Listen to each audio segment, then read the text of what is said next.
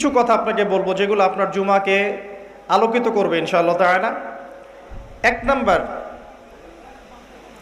সকাল সকাল জুমার সালাতে যাবেন। এই হাদিসটা আপনার জন্য। নবী সাল্লাল্লাহু আলাইহি ওয়াসাল্লাম বলেছেন, যে ব্যক্তি জুমার দিনে সকাল সকাল গোসল করে, সকাল সকাল গোসল করে, ফরজ গোসলের মতো গোসল করে, উত্তম কাপড় পরিধান করে, তার সবচেয়ে সেরা কাপড়টা পরে।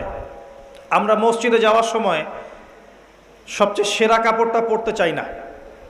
আমরা বাজারে যাওয়ার সময়, পার্টিতে যাওয়ার সময়, বড় কোনো ব্যক্তিত্বের সাথে দেখা করার সময় আমরা উত্তম কাপড় পরি, মসজিদে পরতে চাই না। এটা সরাসরি সুন্নতের খেলাফ। মসজিদে যাওয়ার সময় উত্তম কাপড় পরতে হবে। আল্লাহ পাক তৌফিক দান করুন।